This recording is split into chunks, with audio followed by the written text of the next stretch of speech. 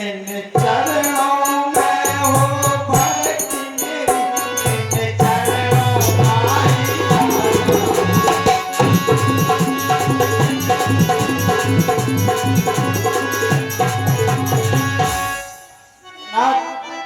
निश्चर कुल में पैदा होकर अब तलक बहुत भरमाया हूँ।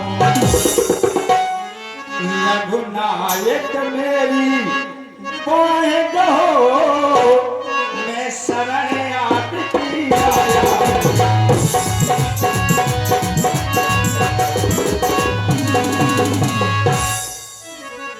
ये है ना, अब आप मेरी रक्षा कीजिए और शरण में ले लीजिए। अब कृपाल मुझ भगत पावन देव सदा शिव मन भावने। हे हनुमान, अब आप समुद्र का पवित्र जल मंगवाइए।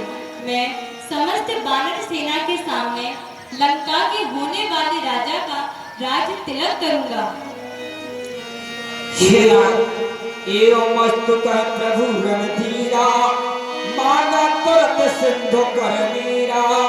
प्रभु, अभी इस प्रकार से मैं तिलक नहीं कराऊंगा। पहले मुझे वो भक्ति दो जो शिव जी को सबसे अधिक प्रिय है। उस भक्ति का मुझे पहले वरदान दीजिए। योग मस्तु विभीषण, आइए विराजिए।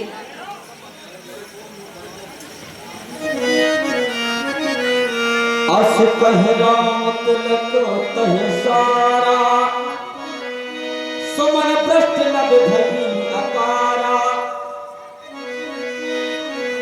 रावण क्रोध अरण्य सोस समीर प्रचंड, जरत विभीषण राख्यो दीन राज अखंड। जो संपद शिव रावण है दीन दिए दस बात, सोई संपद विभीषण सकुच दीन रघुनाथ। महाराज विभीषण, महाराज लंकेश की, महाराज लंकेश विभीषण की। नहीं महाराज विभीषण, प्रभु राम की जी बोलना चाहिए। बोलो प्रभु रामचंद्र की, प्रभु रामचंद्र की, लखनलाल जी की।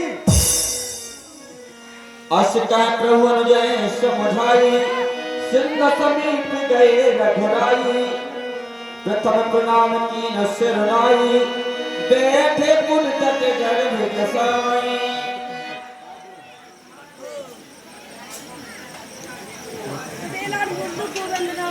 हे दशकंधापति, लंकापति, बतलाओ अब क्या करना है।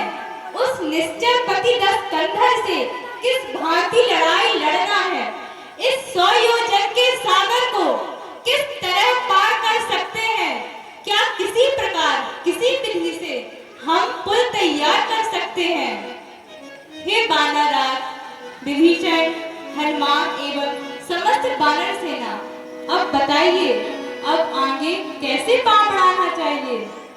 हे नाथ, आप तो सर्वज्ञ हैं, आपको कुछ बताना ही हमारी विरक्ता है। परंतु आपने कहा है तो हे नाथ,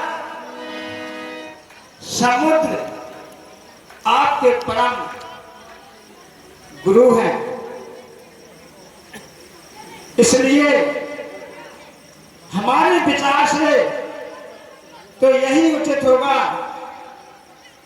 कि लेकिन अब उचित यही होगा, लेकिन अब उचित यही होगा। बिनती सागर से की जाए,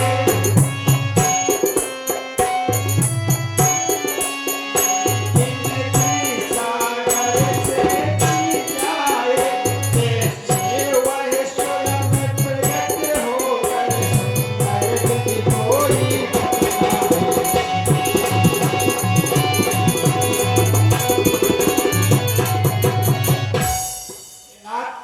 इसलिए इस समय यही उचित होगा कि हमें परम पूज्य